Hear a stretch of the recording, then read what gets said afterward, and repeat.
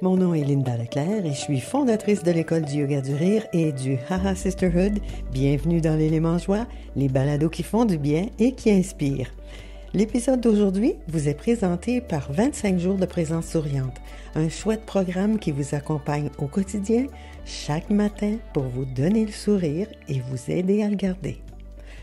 Aujourd'hui, je vous présente une personne qui figure sur ma courte liste de personnes à appeler régulièrement parce qu'elle me fait rire. Mon ami Christian Laforce.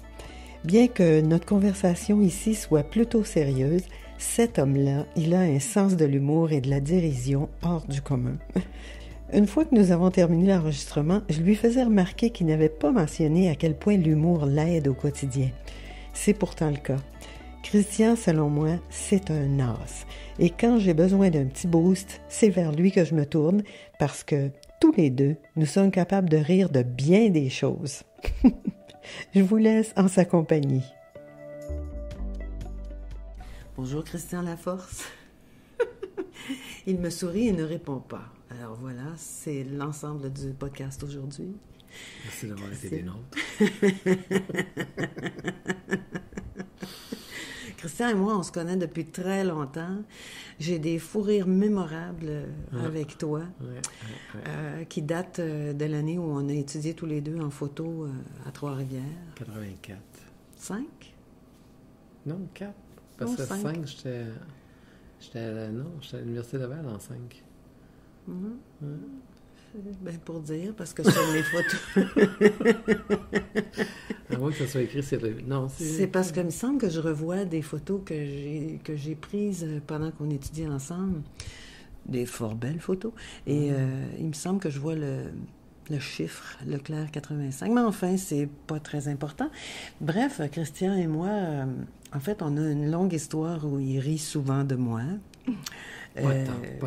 Pas tant, mais quand il rit de moi, c'est du solide, c'est du sérieux, entre autres à cause d'un beau manteau.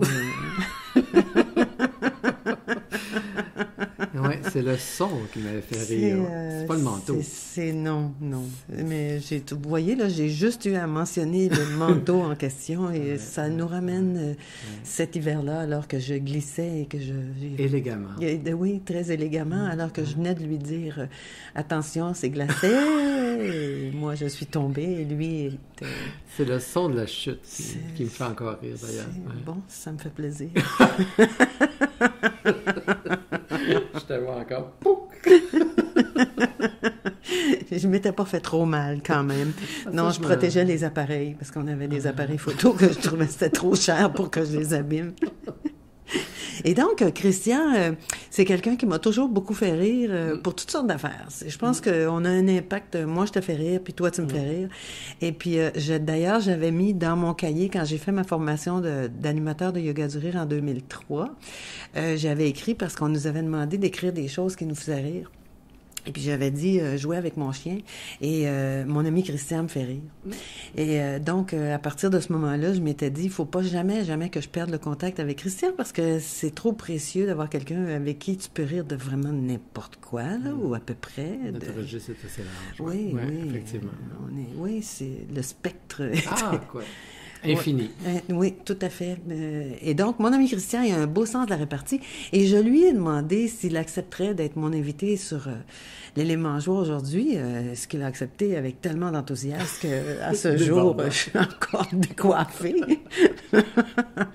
Donc, toi, Christian, juste pour dire rapidement, t'es avocat. T'as commencé par avoir un baccalauréat en communication. Oui. Ensuite, on a étudié en photo ensemble, donc on a un diplôme en photographie. Oui. Ensuite, tu as décidé que le droit, ça t'intéressait, donc tu es allé faire un bac en droit. Oui. Ensuite, qu'est-ce que tu as fait? T'as-tu fait une maîtrise ou... J'ai fait mon barreau en 87. Après ça, j'ai pratiqué le droit 2 ans. Après ça, j'ai tout laissé. Je suis allé travailler à Toronto pour le championnat du monde d'orthographe. Mais avant ça, j'avais fait un pilote à TV Ontario. Pour un magazine jeunesse. Suite à ça, j'ai fait... Tu as pas travaillé dans une galerie d'art à Montréal aussi? Quand je suis arrivé à Montréal en 90-91, j'ai fait à peu près tous les emplois possibles et impossibles en culturel. une galerie d'art, j'ai fait une association québécoise d'autodramatiques, le Festival des films du monde, j'ai fait de la pige, j'ai fait, en tout cas, name it, je l'ai fait. Puis après ça, j'ai fait le diplôme en 2e cycle pour gestion des organismes culturels. Ah oui. Et de là, à partir de ce moment-là, tu as vraiment travaillé toujours avec des emplois qui avaient un lien avec la culture. Oui, mais avec un passage au comité des personnes atteintes du VIH 5 ans. Ah oui, c'est vrai. J'avais porté mon CV pour faire des textes, puis j'ai été nommé directeur. Comme quoi? Faut se méfier. Fait que je le fais plus, ça. Faut se méfier. Je vais pas porter mon CV pour quelque chose. Je voulais être bénévole en plus, imagine-tu. Puis tu te retrouves avec un emploi. Oui, c'est vrai, c'est vrai. Donc ça vous dit la versatilité des talents de cet homme. Écoute, c'est incroyable, incroyable. Puis aujourd'hui, tu représentes tu travailles pour une organisation qui défend les droits d'auteur. Oui, les droits de reproduction. Ouais. Très important. Et donc, toi, Christian, je sais qu'au fil des années, je t'ai vu dans toutes sortes de situations, là, mais qu'est-ce que toi, tu fais quand tu es dans des périodes où tu es très stressé? Qu'est-ce que tu fais pour relaxer ou pour te déstresser un peu?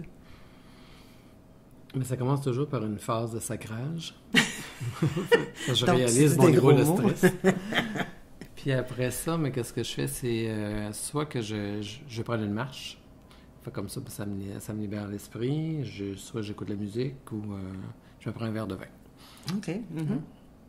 Dans l'ordre ou dans le désordre. Dans l'ordre ou dans le désordre. Ouais. Mais tu commences toujours par sacrer, c'est ça que tu dis? Donc, tu évacues ton stress de façon verbale. Oui. C'est pas toujours joli. C'est sûr que ça je ne mettrai pas ça sur YouTube. Non, ça doit pas. Mais ça fait du bien, par exemple. C'est sûr que quand il y a des gens autour, c'est toujours moins agréable pour eux, mais garde. Mais non, mais c'est quoi? Mais là, c'est comme tu pestes après toutes sortes d'affaires ou tu pestes après ce que tu es en train de faire qui ne fonctionne pas ou que... Ça dépend. Des fois, ça peut dégénérer. Ça peut être juste, on part du qu'est-ce qui ne fonctionne pas, mais ça peut aussi prendre l'amplitude dépendamment si c'est une mauvaise journée ou un mauvais mois ou autre. OK. Mais c'est rare, ces épisodes-là, parce qu'à un moment donné, avec l'âge, je n'en fais plus de ça. Oui, mais on a toujours un peu de pitié. Toi, tu as toutes sortes de rencontres avec toutes sortes de monde aussi, puis donc... Mais en vieillissant, par exemple, on apprend plus à se contrôler. Ton stress, tu le contrôles mieux. Oui. Oui, parce que tu dis, qu'est-ce que je veux projeter, qu'est-ce que je veux que la personne retienne une fois la rencontre terminée. Fait que ça retient juste t'es colérique, t'es nul ou autre, là, mais c'est ça. J'essaie d'évacuer ça. Fait que c'est pour ça que c'est toujours circuit fermé, mes crises de sacrage. Oui. Les marches aussi, d'ailleurs. Ah, les marches, tu fais ça en circuit fermé? Oui. Ah. Ou des fois, quand ça va trop mal, je me prends une journée ou une demi-journée, puis là, tout seul. Puis je fais des activités que ça peut être une visite de musée ou quoi que ce soit, là, ou juste aller magasiner. Pour te changer les idées. Oui. Faire quelque chose de différent. Changer de décor. OK, donc tu prends le temps, tu reconnais qu'il y a quelque chose qui ne marche pas, tu l'évacues verbalement, ou tu vas prendre une marche, ou tu vas prendre un moment, puis tu vas dire, là, ça ne marche pas, là, donc j'ai besoin de prendre un recul. Oui, il faut prendre du recul, oui. C'est bien. Puis quand tu te réveilles le matin, puis que tu as des journées où tu te sens un petit peu triste ou, je sais pas, là, morose ou mélancolique, qu'est-ce que tu fais à ce moment-là? Est-ce qu'il y a quelque chose que toi, tu utilises pour te remonter le moral? Ou... Mais c'est rare que ça m'arrive, ça. Me lever triste ou ça, je n'ai pas ça. Non? Non, c'est très rare, ça. Non, je ne pourrais pas te dire quand ça m'est arrivé, la dernière fois. Tant que ça? Oui, j'ai pas le... Des fois, quand je peux me sentir démuni dans une situation, oui, ça peut m'attrister, mais pas... Ou si ça arrive quelque chose avec ma famille, oui. Mais tu sais, à un moment donné, tu prends ta part là-dedans, puis tu fonces pareil, tu fais tes journées pareilles, c'est pas... Mon Dieu. C'est intéressant parce que moi, j'ai des journées où est-ce que c'est pas nécessairement que je me réveille triste, mais il arrive des choses, puis ça me rend triste ou ça me bouleverse pour toutes sortes de raisons. Ah oui, ça m'arrive aussi, mais ça ne durera pas toute la journée. Bien, qu'est-ce que tu fais dans ce temps-là? Tu passes un autre appel. Donc, tu t'appesantis pas là-dessus?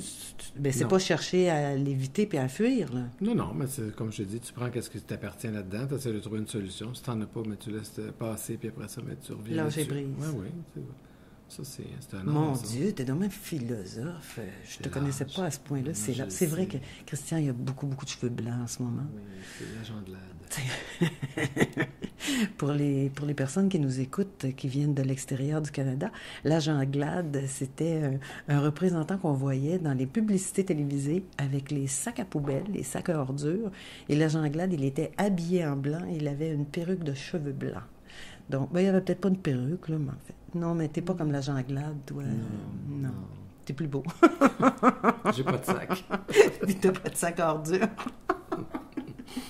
Donc, quand tu es stressé, tu l'évacues, tu te permets de prendre un peu de recul, tu vas prendre l'air, donc tu t'actives un peu. Tu fais plus du sport, toi? Fais-tu encore du sport un peu? Est-ce que j'en ai déjà fait? Non, c'est ça. Mais non, mais t'allais assister à des matchs. Mais... C'est ça. Et quand tu as des moments où c'est un petit peu triste ou lourd, ben là, tu essaies de voir est-ce que je peux faire quelque chose. Mais je parle aussi avec mon conjoint, là, c'est ça. Parce que des fois, c'est bon d'évacuer aussi, même si tu fais des mots d'église, mais à un moment donné, ça ne donne rien non plus. Ouais. Fait que, mais c'est toujours... c'est pas la première chose que je fais à discuter. Mais je le fais après. Ouais, mais ça finit par te venir éventuellement. Oui.